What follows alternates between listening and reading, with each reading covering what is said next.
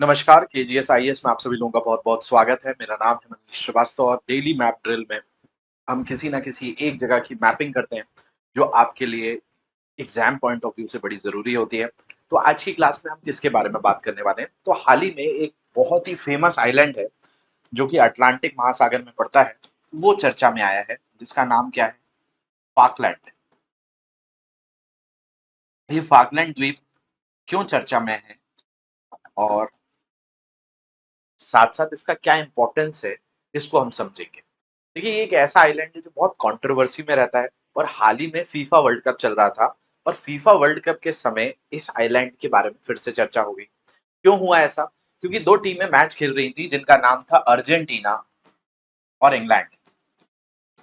और अर्जेंटीना और इंग्लैंड का एक विवाद है कई सालों से और वो किसको लेकर है? एक आइलैंड है, फ़ॉकलैंड आइलैंड इसको लेकर। तो ये जो विवाद है वो अभी धरातल पर देखने मिला है। तो आइए इसको बहुत गहराई से समझते हैं, जिससे आपको भी इसके बारे में अच्छे से समझने आए।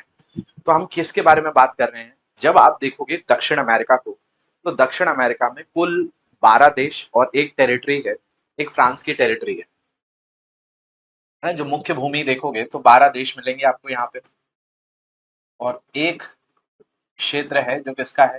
फ्रांस का है।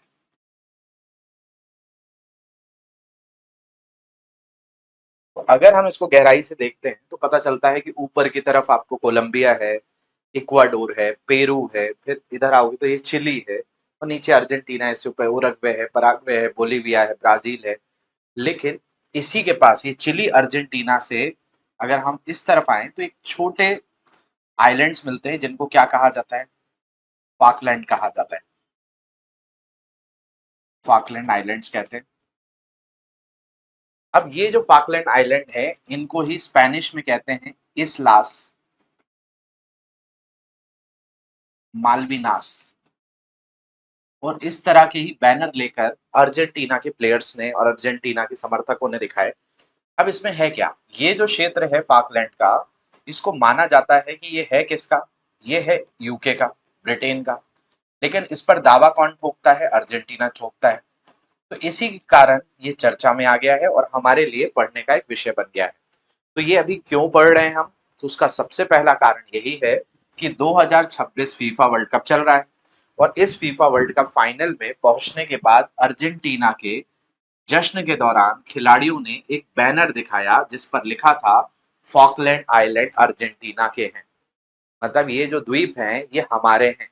ये अर्जेंटीना की टीम जीती, इंग्लैंड की टीम हारी, तो साथ साथ इन्होंने जश्न मनाते समय इस भौगोलिक मुद्दे को दिखाया। हालांकि ये स्पोर्ट्समैनशिप के अगेंस्ट है कि इस तरह के पॉलिटिकल मुद्दों को किसी खेल आयोजनों में नहीं उठाया जाता है, ये उसके विरुद्ध होता है, बट कहीं ना कहीं वहां के प्लेयर्स ने ऐसा किया।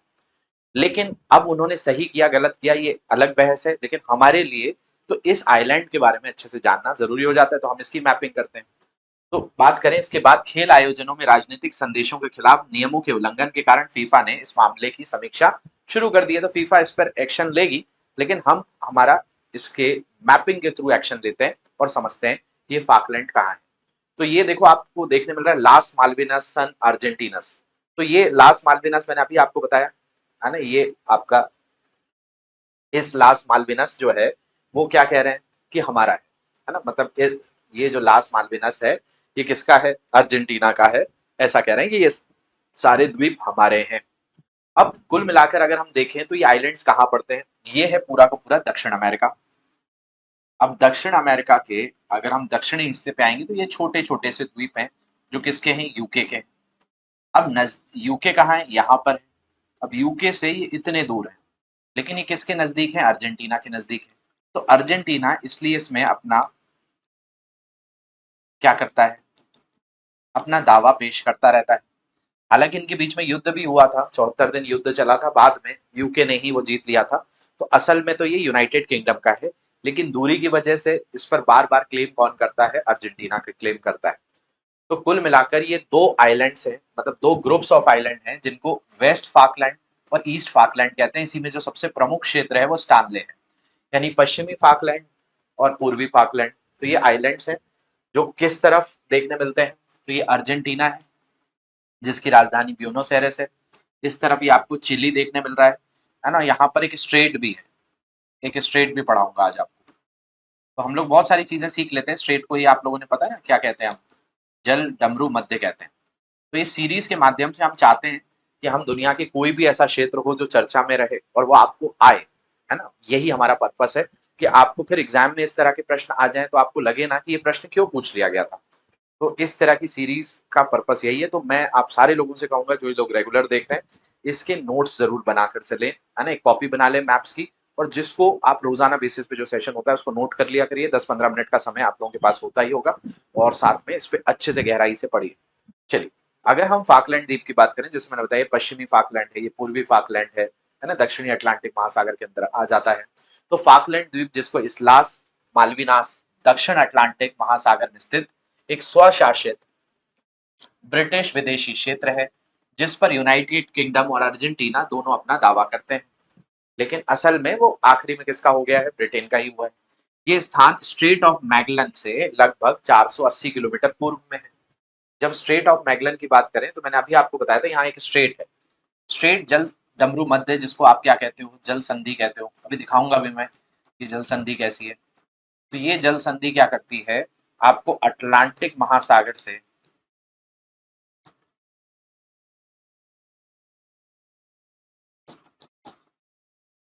इस तरफ अटलांटिक महासागर है ना, इस तरफ है ये अटलांटिक महासागर, और इस तरफ आ जाता है, मतलब ये वाला जो क्षेत्र है ये प्रशांत महासागर है,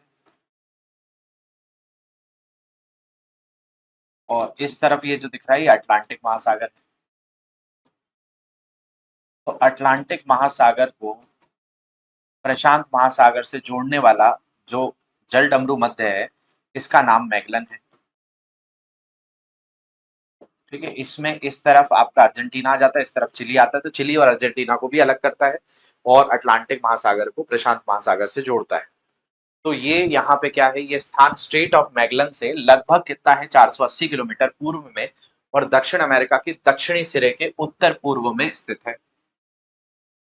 ठीक है, तो ये उत्तर पूर्व एकदम सिरे से देखें तो दक्षिण पूर्व के इस हिस्से में आ जाता है। तो ये बड़ा ही फेमस आइलैंड है, चर्चा में क्यों है इसका कारण मैंने आपको बताया। अब हमें इसकी ज्योग्राफी के बारे में भी बात करना है, उसके बारे में जानते हैं। पूर्वी फाकलैंड पर स्थित स्टैनली इसकी राजधानी और सबसे बड़ी बस्ती है। तो इसकी राजधानी क्या है? स्टैनली है, और यही सबसे ज्यादा यहाँ पर जनसंख्या भी रहती है। ये भी आपके लिए काम की। आगे बढ़ने से पहले आप लोगों के लिए एक इन्फॉर्मेशन है कि जो स्टूडेंट्स बहुत अच्छे से करंट अफेयर्स को प्रिपेयर करना चाहते हैं और हिंदी में न्यूज़पेपर पढ़ने में आपको समस्या आती है, तो आप इस सेशन को रोजाना देख सकते हैं। डेली न्यूज़पेपर एनालिसिस एक रैंक बूस्टर प्रोग्राम है, जो आपके करंट को बहुत अच्छे से आपके ऊपर पकड़ प्रदान करता है। तो ये सेशन मैं रोजाना लेता हूँ, कवर करता हूँ सुबह 7:15 बजे, मंडे टू सैटरडे, सोमवार से शनिवार तक। आप इसको सुबह लाइव मेरे साथ जुड़ सकते हैं। चलिए आगे बढ़ते हैं। तो मैं जैसा आपको बता रहा था, यहाँ पे क्या है कि स्ट्रेट है, स्ट्रेट ऑफ मैगलन, ना, इसी को हम बात कर रहे थे। तो स्ट्रेट ऑफ मैगलन क्या करता है? इस तरफ है प्रशांत महासागर,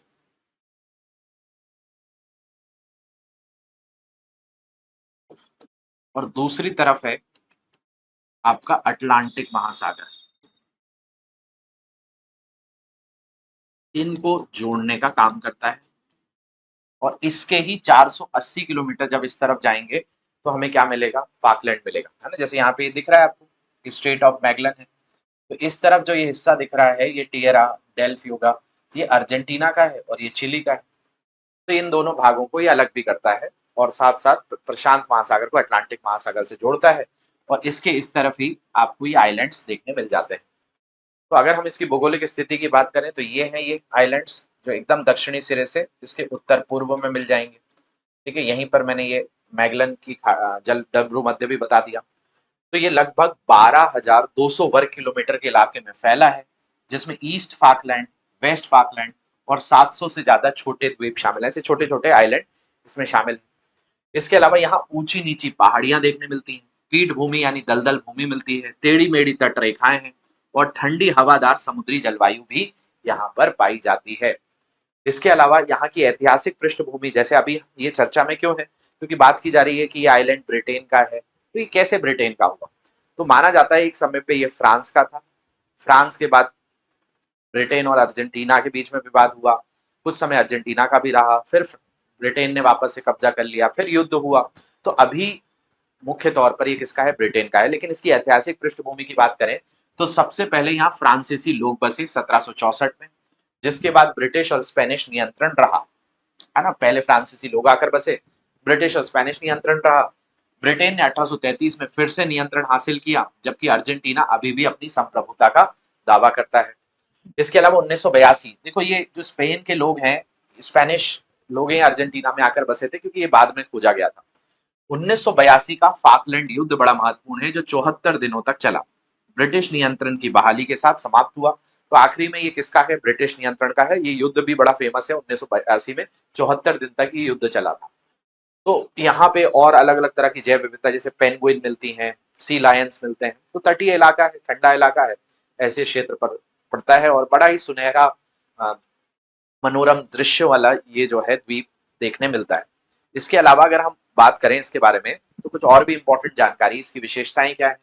तो यहाँ पर पेंगुइन मिलती है, सी लायन मिलता है, एलिफेंट सील मिलती है, एल्बाट्रेस जैसी बड़ी आबादी पाई जाती है, जो समुद्र के आसपास बहुत ही आसानी से पनपते हैं। इसके अलावा यहाँ पेड़ पौधे नहीं है, लेकिन बड़े पैमाने पर पीठभूमि यानी दलदल वाली भूमियां हैं, और समुद्री जैव विविधता मौजूद है। एक और चीज मिलती है, पारंपरिक रूप से यहाँ की जो अर्थव्यवस्था है वो भेड़ पालन है ना। यहाँ भेड़ पाली जाती है, ऊन का निर्यात पर यह आधारित रही है। आज मछली पकड़ना, खासकर स्क्विड, पर्यटन और समुद्र में तेल की खोज जैसे क्षेत्र अर्थव्यवस्था के इसके मुख्य आधार हैं। वो ब्रिटेन जैसे देश का ये संप्रभु भाग है, जहां पर बड़े स्तर पर अलग अलग भाषा के लोग रहते हैं। अगर हम बात करें तो जैसा मैंने बताया, ये सबसे पहले क्या हुआ था, तो यहाँ पर फ्रांस आबादी रहा करती थी, ठीक है। और जो ये आपका फाकलैंड आइलैंड है, इसको अर्जेंटीना बाद में 1764 के आसपास क्लेम करने लगा। 1982 में फाकलैंड वॉर हुई, है ना। 1883 में इसको ऑक्यूपाई कर लिया था ब्रिटेन ने, 82 में वॉर हुई, और ब्रिटेन का यहाँ पर क्या है, पूरा का पूरा दावा पेश हो जाता है। तो कुल मिलाकर वर्तमान स्थिति ब्रिटेन के ही अधीन है। 2009 के संविधान के तहत इसे ब्रिटिश विदेशी क्षेत्र, ब्रिटिश ओवरसीज टेरिटरी के तौर पर प्रशासित किया जाता है। इसके अलावा 2013 के जनमत संग्रह में 99.8% निवासियों ने ब्रिटिश शासन के अधीन बने रहने के पक्ष में मतदान किया। कोई भी अर्जेंटीना के अधीन नहीं आया, लेकिन अर्जेंटीना के लोग मानते हैं ये हमारा क्षेत्र है, कई पूर्वज हमारे यहाँ रहते थे। अर्जेंटीना इस जनमत संग्रह को नहीं मानता, इन द्वीपों पर अपना दावा करता रहता है, जिससे ये द्वीप एक निरंतर भू राजनीतिक विवाद का विषय बना रहता है, और अभी भी ये विषय बना हुआ है। और इसका कारण मैंने आपको बताया, हाल ही में हुआ फीफा वर्ल्ड कप का जो मैच है, जिसमें अर्जेंटीना के प्लेयर्स के द्वारा, है ना, जश्न मनाते समय इसको दिखाना कहीं ना कहीं उसको इंडिकेट करता है। तो यहाँ पे मैंने आपको यही बताया, ये दो आइलैंड्स, वेस्ट वेस्ट फाकलैंड और ईस्ट फाकलैंड। ईस्ट फाकलैंड यानी पूर्वी फाकलैंड में इसकी राजधानी स्टैनले आ जाती है। आपके लिए इसी पर आधारित एक प्रश्न है, देने का प्रयास जरूर करिए। फाकलैंड के संदर्भ में निम्नलिखित कथनों पर विचार कीजिए। फाकलैंड द्वीप दक्षिण अटलांटिक महासागर में स्थित एक ब्रिटिश ओवरसीज टेरिटरी है। इसके अलावा अर्जेंटीना इन द्वीपों पर अपना दावा करता तथा इन्हें मालविनस नाम से संबोधित करता है, इसलास मालविनस कहता है। फाकलैंड द्वीप अंटार्कटिक संधि के क्षेत्राधिकार में आते हैं, इसलिए इन पर किसी भी देश का संप्रभु का दावा मान्य नहीं है ना। मतलब अंटार्कटिक संधि के अनुसार जो होता है, जो 66 डिग्री के नीचे जाता है, उस पर कोई भी देश अपना दावा नहीं कर सकता। तो उसके तहत क्या ये फाकलैंड आता है? इतना आप समझदार हो कि इसका आंसर कर पाओगे, कौन सा आंसर सही है। एक और दो, दो और तीन, एक और तीन, एक, दो और तीन, इनमें से आपको सही आंसर चुनना है। तो जल्दी से इसका सही आंसर चुन लेना, ठीक है। इसके अलावा आप लोगों के लिए एक खबर है कि भाई सोशलॉजी ऑप्शनल जो स्टूडेंट्स लेना चाहते हैं, उनकी क्लासेस 28 जुलाई से शुरू हो रही हैं हिंदी माध्यम के लिए। आप इस बैच को अवेल कर सकते हैं मात्र 6,999 में, तो इसको जाकर आप ले पाएंगे। बाकी और आपको ये सेशन कैसा लगा है मुझे कमेंट में जरूर बताइएगा। मिलूंगा मैं आपको अगले सत्र में, तब तक के लिए ध्यान रखिए। Thank you very much for watching this. Have a great day to everyone.